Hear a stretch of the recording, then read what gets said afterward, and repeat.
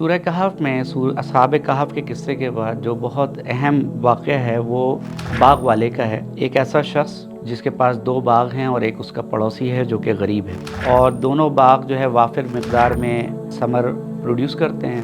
اس کے اندر پانی کا ایک بہت اچھا انتظام ہے، وسیع اور عریض علاقہ ہے، اور وہ شخص بہت ہی مالدار شخص کے طور پر دکھایا گیا ہے، جس کے پاس اپنی زمین ہے، باغ ہیں، پانی ہے، فضا ہے، اپنی اولاد ہے، اور خصوصاً اس کے پاس اولادوں میں لڑکوں کی بھی ایک تعداد موجود ہے۔ یہ شخص اپنا ایک دوست بھی رکھتا ہے، جیسا کہ ہم میں سے ہر ایک شخص رکھتا ہے، اور وہ شخص اتفاقاً اس کا پڑوسی بھی ہے۔ دونوں ایک دوسرے سے اکثر ملتے بھی ہیں اور آپس میں باتیں بھی کرتے ہیں۔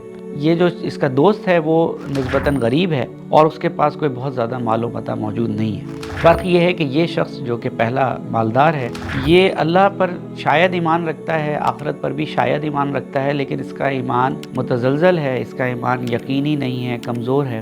اور جو شخص اس کا دوست ہے اس کا اللہ پر ایک پختہ ایمان ہے، ایمان کامل جس کو کہتے ہیں۔ یہ دونوں آپس میں گفت و شنید کر رہے ہیں۔ اپنی زمین میں ٹہلتے ہوئے یہ شخص باغ والا اپنے دوست سے کہتا ہے کہ یہ جو باغ ہیں میرے، اور یہ جو اس میں فروٹ آ رہا ہے، اور یہ جو پانی ہے، میرا خیال ہے کہ یہ ایسا ہی سلسلہ چلتا رہے گا، اور اسی طریقے سے یہ مال میرا بنتا رہے گا، اور جو اولاد مجھے حاصل ہے، اور کسی حد تک تکبر اور غرور کا اظہار کر بیٹھتا ہے۔ اس کا جو دوست ہے جو اللہ پر ایمان رکھتا ہے وہ توجہ دلاتا ہے اور کہتا ہے کہ یہ جو باغ اور یہ جو اس کے اندر تمام پھل اور جو اس میں فروٹ اور جو تمہیں ثمرات حاصل ہو رہے ہیں اور جو تمہاری اولاد ہے، یہ سب اللہ تعالیٰ کی طرف سے ہے، اور اس کا شکر گزار بننا چاہیے تمہیں۔ آخرت ایک دن برپا ہونی ہی ہے، اور تمہیں اس کا حساب بھی دینا ہے، اور تمہیں اس کی سزا و جزا کے عمل سے گزرنا ہے۔ اس گفتگو کے بعد ایک آندھی آتی ہے، یہ جو باغ والا ہے اس کا پورا باغ جو ہے تباہ ہو جاتا ہے۔ اس باغ کے تباہ ہونے کے بعد یہ باغ والا شخص ہاتھ ملتا رہ جاتا ہے اور بڑے حسرت سے یہ بات کہتا ہے کہ کاش میں نے اللہ تعالیٰ کے ساتھ شرک نہ کیا ہوتا۔ اور اللہ تعالیٰ آخر میں یہ بات بیان کرتے ہیں کہ اس واقعے سے یہ ثابت ہوا کہ تمام تر امور کا انجام اللہ تعالیٰ کے ہاتھ میں ہے، اور نتیجہ وہ بہترین ہے جو کہ اللہ تعالیٰ اس دنیا میں دکھائے اور آخرت میں دکھائے۔ یہ ایک مختصر قصہ ہے، اور بہت ہی شارٹ قصے کے اندر اللہ تعالیٰ نے ایک بہت بڑا میسج اس کے اندر دیا ہے، انسانوں کو بھی اور خصوصاً مسلمانوں کو بھی۔ جو اس پورے قصے کا اگر ہم مرکزی خیال کہیں تو وہ شرک بالاسباب ہے۔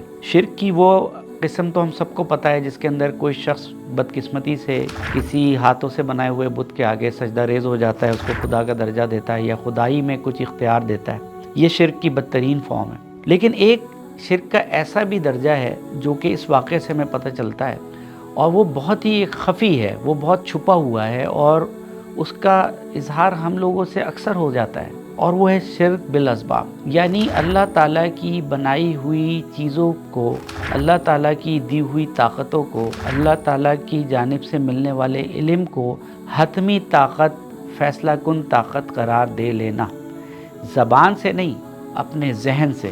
یہ ایک ایسا شرک ہے جس میں مسلمانوں کی اکثریت کبھی نہ کبھی اپنے ایمان کی کمزوری کی وجہ سے ہم سب سمیت گرفتار ہوتی ہے۔ ہم سب کا یقین ہے کہ آج جو عالمی طاقتیں ہیں یہ لازوال ہیں۔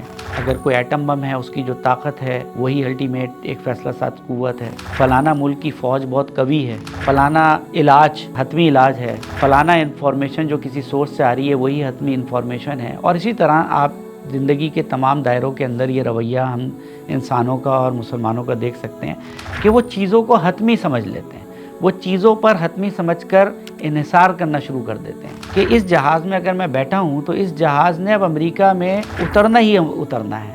جہاز کی جو قوت ہے یہ لازوال ہے، یہ کیونکہ ریسرچ بیسڈ پروڈکٹ ہے، یہ ہر حال میں مجھے وہاں تک پہنچا دے گا جہاں تک اس کی منزل ہے۔ اللہ کی ذات اور اللہ تعالیٰ کی طرف سے ملنے والی قوت جو اس جہاز کے اندر ہے، اس پہ سے ہمارا بلیف جو ہے وہ وقتی طور پہ کم ہو جاتا ہے۔ اس واقعے کا جو اصل میسج ہے وہ یہی ہے کہ جو بھی قوت مجھے ذاتی طور پر، جو بھی علم مجھے ذاتی طور پر، جو بھی سہولت مجھے ذاتی طور پر یا اجتماعی طور پر ہمیں حاصل ہیں، ان میں سے کوئی بھی چیز حتمی نہیں ہے۔ یہ ساری چیزیں ایک نہ ایک دن فنا ہونے والی ہیں، اور ان ساری صلاحیتوں کا، قوتوں کا اور علوم کا جو مرکز ہے اور جو منبع ہے وہ اللہ تعالیٰ کی ذات ہے، اور وہیں سے یہ چیز انسانوں تک پہنچ رہی ہے۔ جو اللہ تعالیٰ نے بتایا بھی ہے کہ انسان کو اللہ تعالیٰ نے وہ کچھ سکھایا جو اس کو پتہ ہی نہیں تھا جب انسان پیدا ہوا، جب اس دنیا میں بھیجا گیا تو اس کے پاس یہ صلاحیتیں اور علوم موجود نہیں تھے۔ یہ ساری صلاحیتیں، یہ ساری قوتیں، یہ ساری جو بھی انسان نے جو پروڈکٹس بنائے ہیں، جو اپنی صلاحیتوں کو استعمال کر کے، یہ سب من جانب اللہ ہیں۔